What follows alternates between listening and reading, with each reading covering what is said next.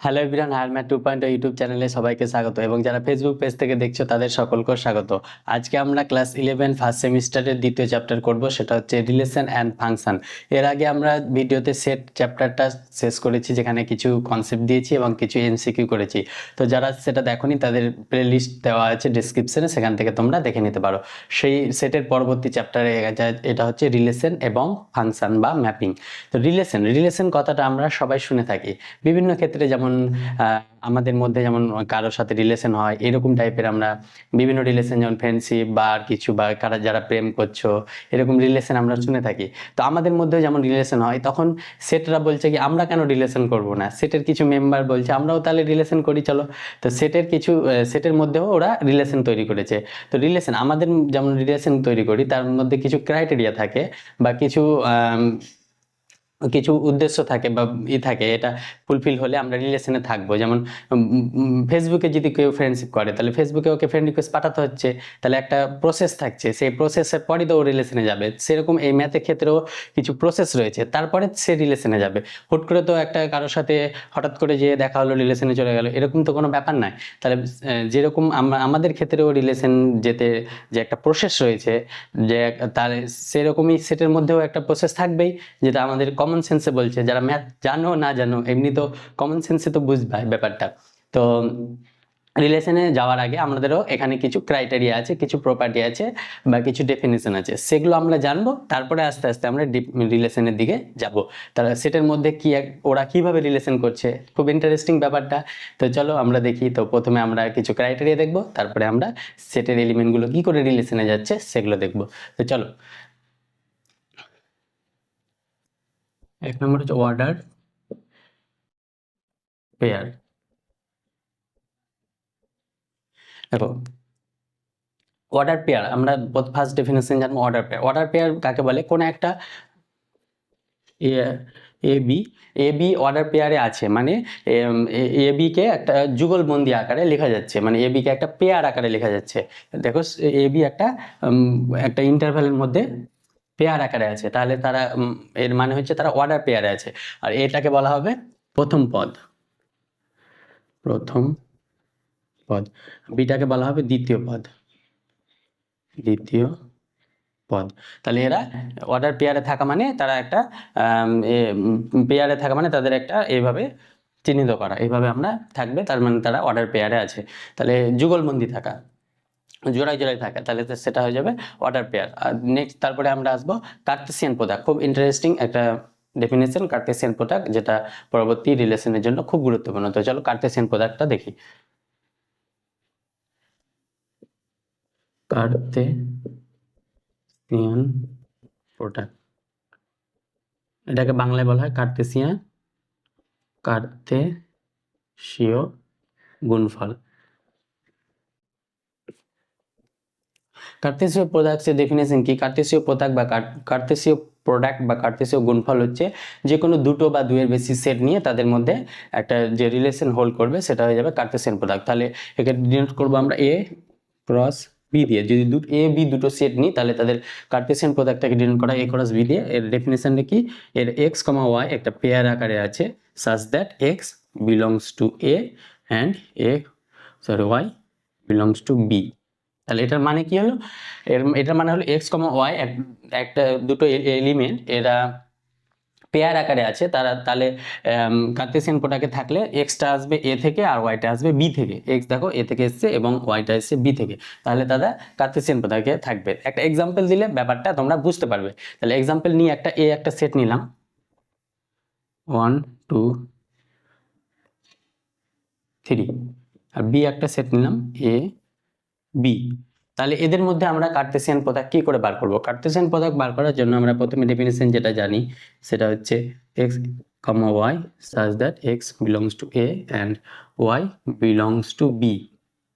দেখো, এবার কি বলেছে, প্রথম যে পদটা থাকবে, আমরা বললাম ফার্স্ট যেটা এলিমেন্ট থাকবে সেটা প্রথম পদ, দ্বিতীয়টা হচ্ছে সেকেন্ড পদ। প্রথম পদটা থাকছে সেটা এ সেট থেকে আসবে, প্রথম যেটা পদ থাকবে সেটা এ সেট থেকে আসবে, দ্বিতীয় যেটা আসবে ওটা বি সেট থেকে আসবে। তাহলে তারা দুজন মিলে একটা পেয়ার আকার গঠন করবে, সেটাই হয়ে যাবে কার্তেশিয়ান প্রোডাক্ট। দেখো, প্রথম পদ এ থেকে এসছে 1, দ্বিতীয় পদ আসবে ওয়াই মিনস বি থেকে আসবে, তাহলে বি থেকে আসবে এ 1 কমা এ, এরকমভাবে 2 কমা এ, এরকমভাবে 3 কমা এ। হ্যালো, এর কাজ শেষ। এবার আমরা আসবো বি, তাহলে হবে 1 কমা বি, তারপর আসবে 2 কমা বি, 3 কমা বি।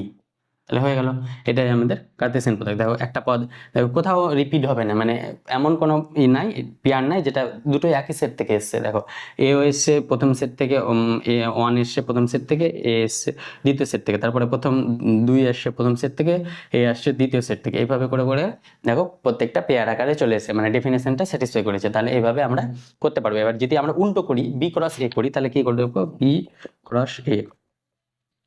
তাহলে বি ক্রস এ করার জন্য দেখো বি এ কি আছে, এ প্রথমে এলিমেন্টটা আসবে, এখানে বি ক্রস এর ফর্মুলা হয়ে যাবে x comma y such that x belongs to, যেহেতু প্রথম বি আছে তাহলে এখানে b and y belongs to a. তাহলে হয়ে গেল।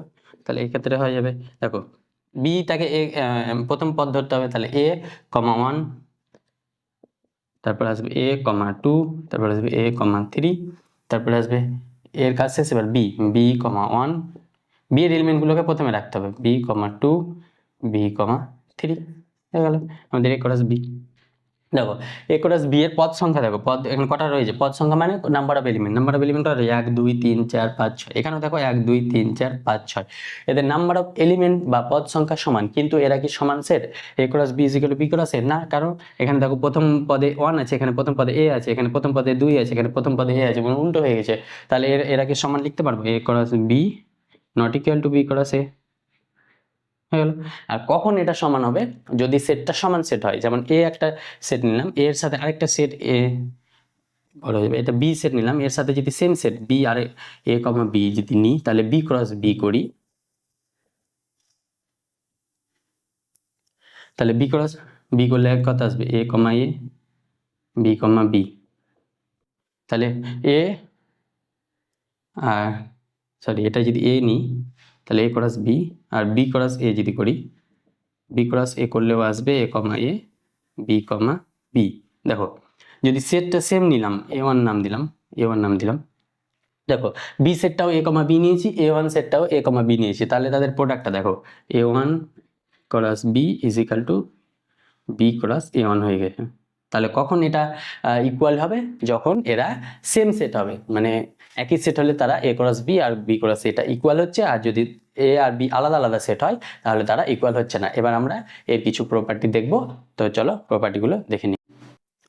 দেখো প্রথম প্রপার্টি কি বলেছে, প্রথম প্রপার্টি বলেছে যদি এ ও বি বিচ্ছেদ সেট হয় তবে এ ক্রস বি ও বি ক্রস এ সেট দুটিও বিচ্ছেদ সেট হবে। এ আর বি দুটো যদি ডিসজয়েন্ট যে সেট হয়, বিচ্ছেদ সেট মানে ইংলিশে বলে ডিসজয়েন্ট সেট, ডিসজয়েন্ট সেট হলে এ ক্রস বি আর বি ক্রস এও বিচ্ছেদ সেট হবে। এগুলো আগে প্রুফ আসতো, তোমাদের এমসিকিউ প্রুফ টুফ নিয়ে মাথা ঘামাতে হবে না বেকার। তো তোমরা প্রুফ যদি চাও তো বইয়ে দেখে নেবা, বা একটা এক্সাম্পল দিয়ে দেখালো প্রুফ হয়ে যাবে। তো তোমাদের প্রুফ দরকার না, এগুলো মনে রাখবা, তাহলে এমসিকিউ সুবিধা হবে। দুই নম্বর হচ্ছে যদি এ ও বি এর যে কোনো একটি শূন্য সেট হয় তবে এ ক্রস বি ও শূন্য সেট হবে। দেখো এ একটা সেট, এটা কি বলছে, এ যদি শূন্য সেট হয়ে যায়, বি যে কোনো সেট হলো 1 2 3 যে কোনো সেট হলো, তাদের প্রোডাক্ট নিই, এ তো এলিমেন্ট নাই, তাহলে এটা ফাই অবশ্যই হবে। এ তো কোনো এলিমেন্টই নাই, ফাই মিনস কি শূন্য সেট, কোনো এলিমেন্টই নাই, তাহলে এ ক্রস বি অবশ্যই শূন্য সেট হবে। অথবা যদি বি ক্রস এ নিই সেটাও শূন্য সেট হবে, সেটাই বলেছে। যদি এ করা সরি বলেছে যদি এ ও বি এর যে কোনো একটা শূন্য সেট হয় তবে এ ক্রস বি ও শূন্য সেট হবে। আর যদি অসীম হয়, যদি এ আর বি এর মধ্যে যে কোনো একটি অসীম সেট হয়, যে কোনো ধর এ বি এর মান চলতে থাকছে, ন্যাচারাল নাম্বার 1 2 3 4 করে চলতে থাকছে, তাহলে তাদের তাদের যে প্রোডাক্ট মানে গুণফলটা নিব, কার্তেশিয়ান প্রোডাক্টটা নিব, তাহলে সেটাও তো অসীম হয়ে যাবে, চলতে থাকবে চলতে থাকবে চলতে থাকবে, শেষ হবে না, সেটাই বলেছে। তাহলে এগুলো মুখস্থ করার কিছু না, এগুলো সাধারণ জ্ঞান। তারপর যে এ ক্রস বি ক্রস সি, এবার দেখো আমরা দুটো ডেফিনেশন জেনেছি, এ ক্রস বি ইকুয়াল টু হলে যেটা হয়। এবার যদি তিনটা থাকে এ ক্রস বি ক্রস সি, তাহলে তিনটা থাকলে কি হবে, এক্স ওয়াই জেড, এক্স প্রথম থেকে আসবে, ওয়াই আসবে দ্বিতীয় থেকে, জেড আসবে তৃতীয় থেকে, সেম হয়ে যাবে। এভাবে যদি এন খানা থাকে তাহলে এক্স আসবে এ থেকে, ওয়াই আসবে বি থেকে, জেড আসবে সি থেকে, তারপরে আসবে তারপর থেকে, তারপরে আসবে তারপর থেকে, এভাবে চলতে থাকবে। তারপরে বলছে সসীম সেটের কার্তেশীয় গুণফল সেটের পদ সংখ্যা নির্ণয় করো। এই দুটো ফর্মুলা হচ্ছে খুব ইম্পর্টেন্ট, যেটা এমসিকিউ কাজে লাগবে। কি বলেছে, এ ও বি দুটি সসীম সেট হয় তাহলে তার number of A cross b যেগুলো number of a number of b. যেমন এ একটা সেট, এর আগে আমরা দেখালাম 1 2 3, যেটা আগের এক্সাম্পলে দেখালাম সেটাই নিচ্ছি। তাহলে এ কমা বি যদি নিই, তাহলে এদের দেখো number of A cross B আমরা বার করেছিলাম, এ ক্রস বি এসেছিল 6টা পদ, তাহলে এখানে আসবে 6। তাহলে নাম্বার অফ এ কটা পদ আছে, 1 2 3, আর নাম্বার অফ বি এ কটা পদ আছে, 1 2 বা পদ বা এলিমেন্ট। তাহলে দেখো number of A cross B is equal to number of A into number of B হচ্ছে দেখো 6, আর এদিকে 3 দুগুণে 6 হলো। এইভাবে এই ফর্মুলাটা এটাই বোঝাতে চেয়েছে, মানে এ ক্রস এ ও বি যদি সসীম সেট হলে আমরা নাম্বার অফ এলিমেন্ট বার করতে পারবো, তাই সসীম সেট হলে number of A cross B এটা ফর্মুলা হবে। আর যদি 3টে থাকে তাহলে 3টে হলে 3টে প্রোডাক্ট হয়ে যাবে, number of A into number of B into number of C. এগুলো আমাদের এই আজকে ছিল এগুলো প্রপার্টি। এবার আমরা কিছু এমসিকিউ দেখবো, প্রশ্নমালা 2 দেখবো, যেটা তোমাদের কি বলে এসএন দে বইয়ে আছে, সেখান থেকে আমরা কিছু এমসিকিউ করবো এই কনসেপ্টগুলো কাজে লাগিয়ে। তো চলো এমসিকিউ গুলি এবার দেখি। তো চলো ফার্স্ট আমরা 1 নম্বর এমসিকিউটা দেখি। 1 নম্বর এমসিকিউ বলেছে যদি a plus B comma 3a minus 2b equal to -9, 2 হয়, তবে a ও b এর মান যথাক্রমে লিখি। আমরা এখানে একটা লজিক রয়েছে, সেটা হচ্ছে a কমা b যদি c কমা d হয়ে যায়, তাহলে আমরা এখান থেকে লিখতে পারি a comma c b equal to d, a equal to c, b equal to d। তাহলে এখানে এরকম এই কনসেপ্টটা লাগবে।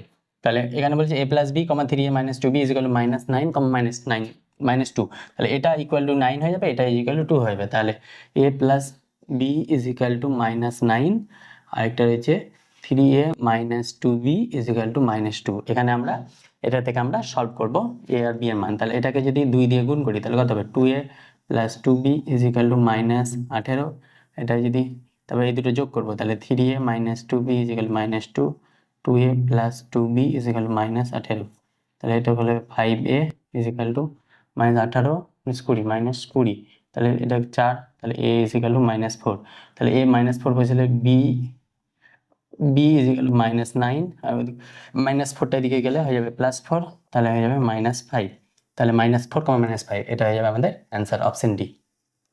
কি বলতে থাকো, যদি a is equal two 1 2 4, b is equal two 2 4 5, c is equal two 2 5 হয়, তবে a minus b, b minus cross b minus c is equal two কত। তাহলে a মাইনাস b এর ডেফিনেশন আমরা কি পেয়েছিলাম, x such that x belongs to a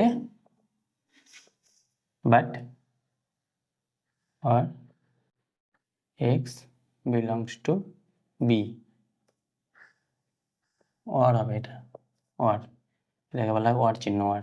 তাহলে x এতে আছে কিন্তু b তে নেই, তাহলে a মাইনাস b এখান থেকে কি x a তে আছে কিন্তু b তে নেই, তাহলে 1 a তে আছে b তে নেই, তাহলে a মাইনাস b এ কত হবে 1। তারপর কি আছে 2 এতেও আছে b তে আছে, হবে না। 4 এতেও আছে b তে আছে, তাহলে হবে না। তাহলে এর একটা এলিমেন্ট থাকবে 1। এবার আমরা বের করব b মাইনাস c। দেখো b minus c x such that x belongs to b or x does not belongs to c, এখানে does not হবে। তাহলে x b তে আছে কিন্তু c তে নেই, b তে আছে 2, c তে আছে 2, তাহলে হবে না। x 4 আছে এখানে নাই, তাহলে এটা হয়ে যাবে 4। বুঝতে পেরেছো? তাহলে এবার আমরা এদের 5 b তে আছে c তে আছে, তাহলে 5 হবে না। তাহলে এদের আমরা কার্টেসিয়ান প্রোডাক্ট বার করব। তাহলে a minus b cross b minus c, তাহলে এর কার্টেসিয়ান প্রোডাক্ট যদি বার করি তাহলে কত হবে, এর দুটো এলিমেন্ট হয়ে যাবে 1, 4, ব্যাস। এর কার্টেসিয়ান প্রোডাক্টে প্রথম পদটা আসবে a মাইনাস b থেকে, দ্বিতীয়টা আসবে 4, তাহলে এর অ্যান্সার হয়ে যাবে 1, 4, এটা অপশন এ। এবার আছে যদি number of a is equal two 3, number of b is equal two 4 হয়, তবে নাম্বার অফ একটু আগে আমরা ফর্মুলা দেখলাম, নাম্বার অফ ফর্মুলা কি, নাম্বার অফ a ইনটু হয়ে যাবে number of a into number of b। তাহলে এই মানগুলো বসে দেবো। নাম্বার অফ a কত বলেছে 3, তাহলে এখানে 3, নাম্বার অফ b কত বলেছে 4, তাহলে 3 3 9, 4 নাম 36, তাহলে অপশন হয়ে যাবে 36 সি। এটা তোমাদের হোমওয়ার্ক থাকলো, এটা ইকুয়াল টু এটা, তবে a cross b intersection b cross a কত হবে, এটা তোমাদের হোমওয়ার্ক থাকলো। কমেন্ট বক্সে অবশ্যই জানাবে, যার অ্যান্সার ঠিক হবে তাকে আমি লাভ রেক দেবো। তো আজকে এই পর্যন্ত থাক, দেখা হচ্ছে পরবর্তী ভিডিওতে। পরবর্তী আমরা রিলেশন সম্বন্ধে জানবো। আজকে আমরা রিলেশনের কিছু ডেফিনেশন জানবো, মানে রিলেশনে যাওয়ার আগের প্রসেসটা আমরা দেখলাম। এবার আমরা রিলেশনে আস্তে আস্তে যাবো, রিলেশন যেতে যেতে টাইম লাগবে, হুট করে রিলেশনে যাবো না। তাই তোমাদের দেখা হচ্ছে পরবর্তী ভিডিওতে। Thank you all.